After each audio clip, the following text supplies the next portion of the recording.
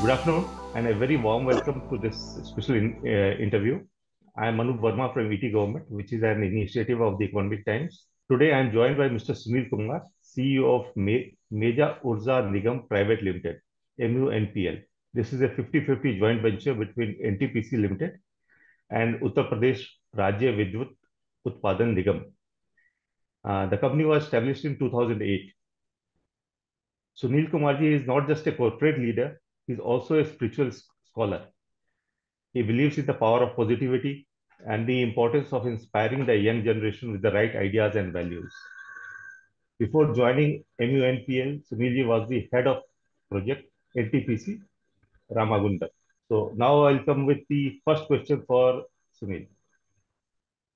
So please tell us something about how the company has performed in the current year. How are the performance of the company? How has the company performance of the company improved in the last 5 or 8 years?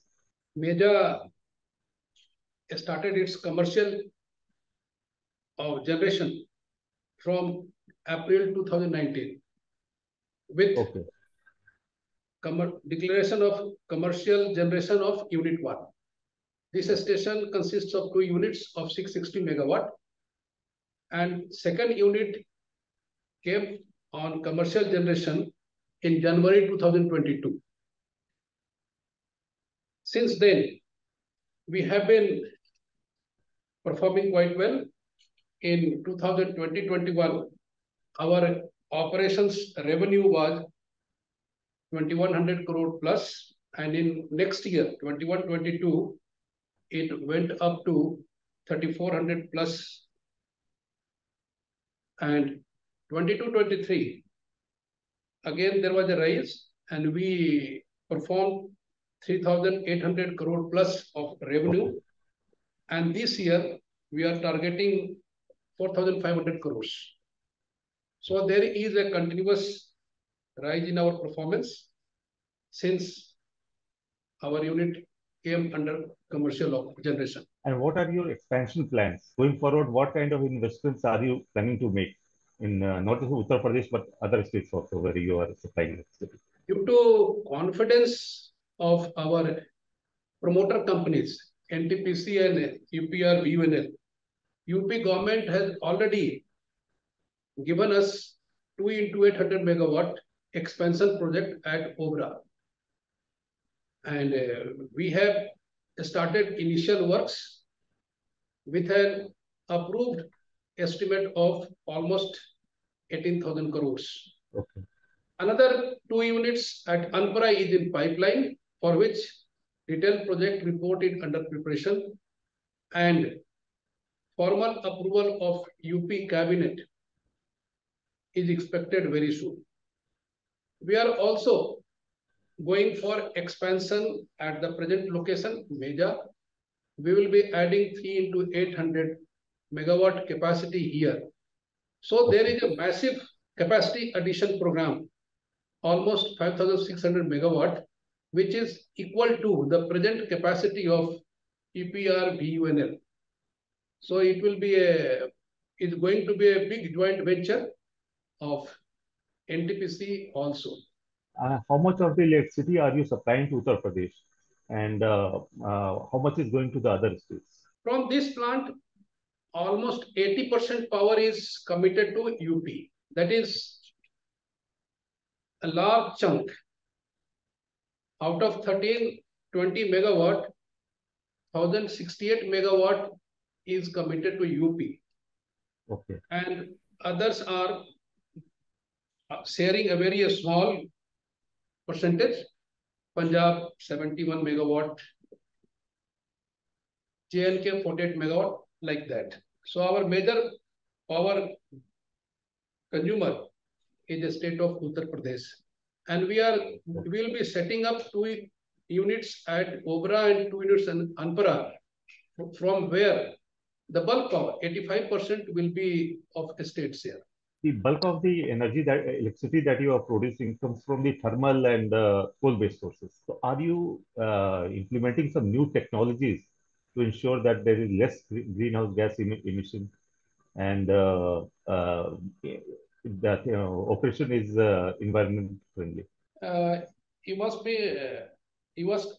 appreciate that earlier, the first unit we had commissioned by NTPC at Singrauli, that was 200 megawatt in the year 1983. It was a subcritical unit, and the heat rate and other parameters were not so good as the present units.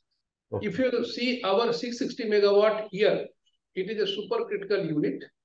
Its heat rate is much better, and the efficiency and even other parameters, SPM, water requirement are very good. In the coming units, we will be conserving more on water because we will be replacing our water cooled condenser with air cooled condenser, where we will be requiring less water. Right now also, we have set our benchmark for 3.5 liter per unit of power. Okay. And further, we have improved, but with new technology, we will be improving much further. So there is a tremendous change due to technological advancement. The government of India has set a target of net zero by 2070, and there is some focus on renewable energy.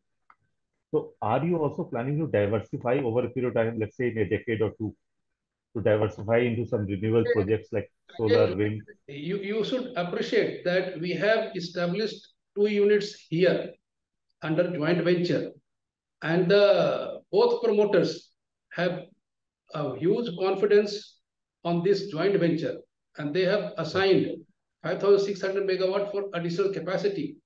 In my previous place from where I was before coming to this place, I had established 100 megawatt floating solar, the largest one of our country, at our reservoir, which is used to make up water of the plant. And there also we are adding further 56 megawatt on floating and another 120 megawatt on surface. So because NTPC has undertaken this project also, we will be bringing that culture here too. So we will be looking for option on Govind Ballabh Pant reservoir to establish floating solar, as we have the right experience of setting up such projects. And it was of first of its kind in our country. Now many other estates have also taken up floating solar because it doesn't displace people, gives electricity, renewable, and also reduces evaporation loss of water. So, how competitive are your rates, the rates at which you are producing?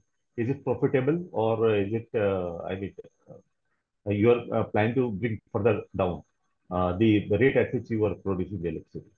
With the progress of the country, the profitability is quite there on all, because the power earlier, the power purchase was difficult, but now you must have also seen that even the power used to sell at 20 rupees per unit, even in spite of capping, sometimes during the day, the power cost goes up to 12 rupees per unit.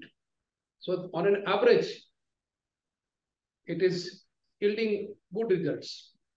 We hear regularly about cyber attacks on power plants and distribution networks grids. So are you taking any special precaution to ensure that such attacks do not happen? A Our lot of systems would be digitized there also. are well protected. We have a firewall, and we continuously audit with our station capability and as well as NTPC support. So in spite of many hawk calls, we have remained intact, because nowadays we can't be aloof of those type of threats. The profile that I read about you, that said that you are very much interested in spirituality and you want to guide the young generation about new kind of values, traditional values. So, what kind of work are you doing in this area? This is my hobby or passion. Yes, of course. Since joining NTPC, or even before that, I am continuing with this type of jobs. I had been associated with schools for igniting young minds. And in our previous stations and at Dadri near Ghaziabad, I had one school for wards of illiterate parents, contract workers, and other villagers. And I used to even give time to teachers for their engagement with children.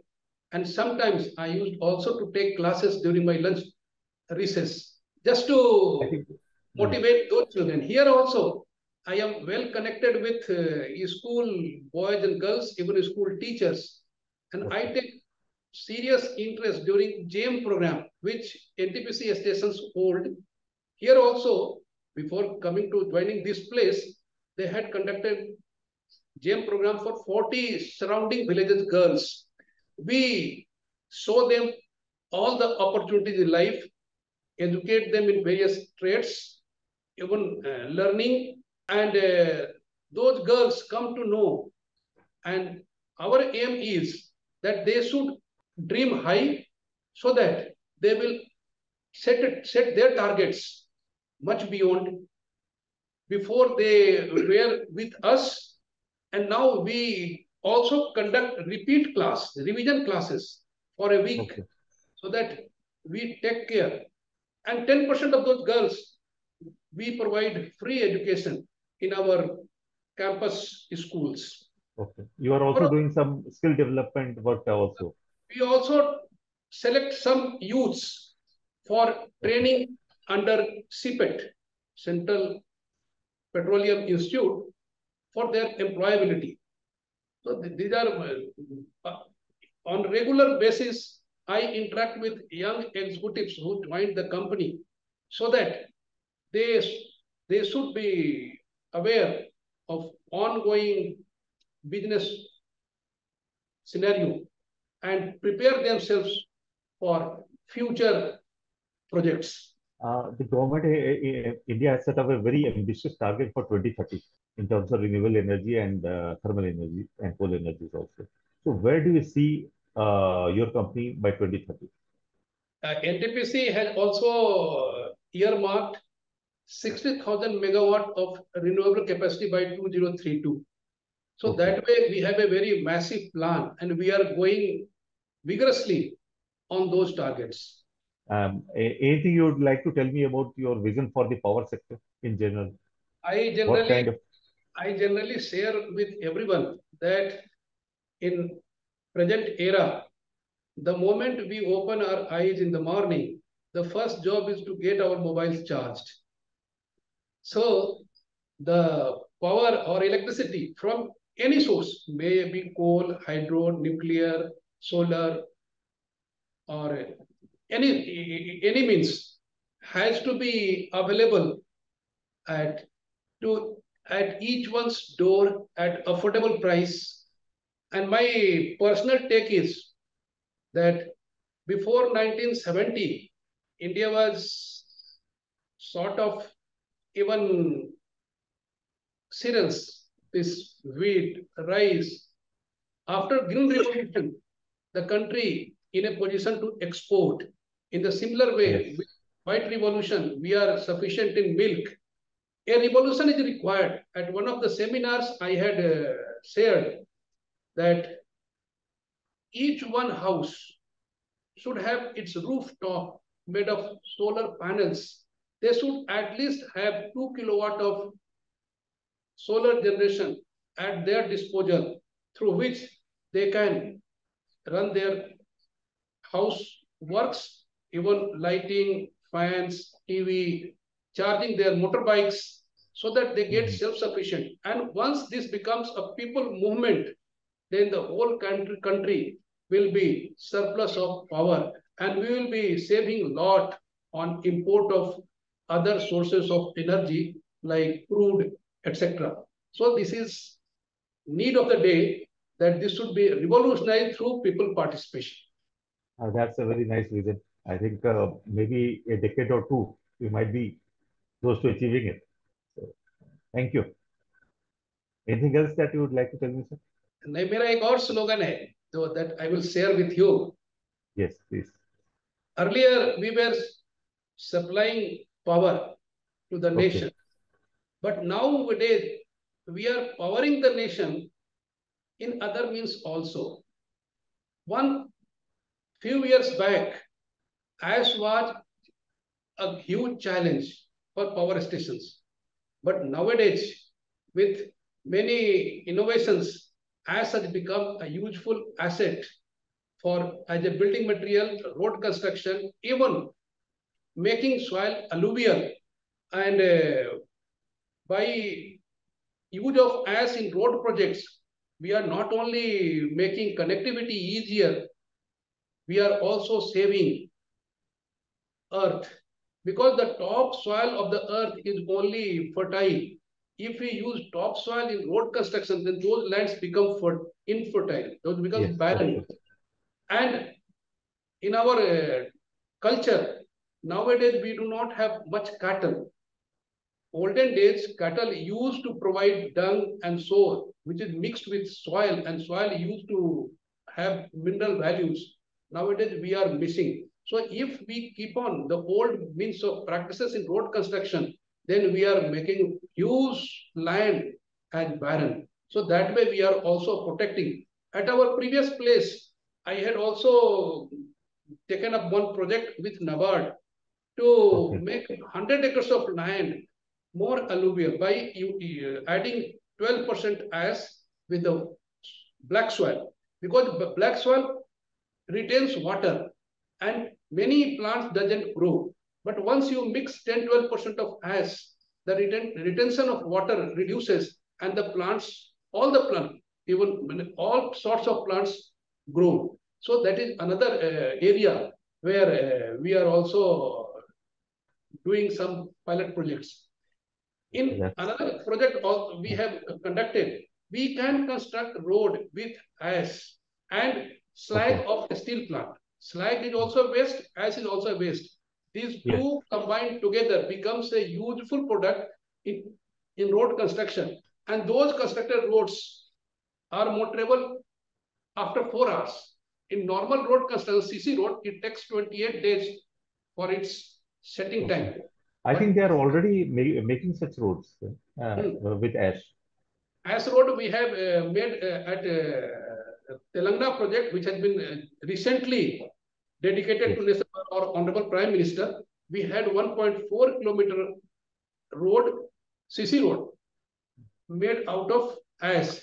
I have also done one pilot project. We have constructed 2 rooms with only ash. We have converted ash to this aggregate, and that aggregate has been used for this. And the roof has been made out of solar panels. So just a model room we have launched, and some of these products have also been adopted by NIT Warangal, and they have issued relevant codes to go ahead. So there are a very bright future, because we extract coal and we make that area by refilling again a green patch. So it's a totally circular economy nowadays, we can say. This would all be part of your CSR activity and the other activities that you're doing. In CSR, because at this station we will be starting CSR from this year.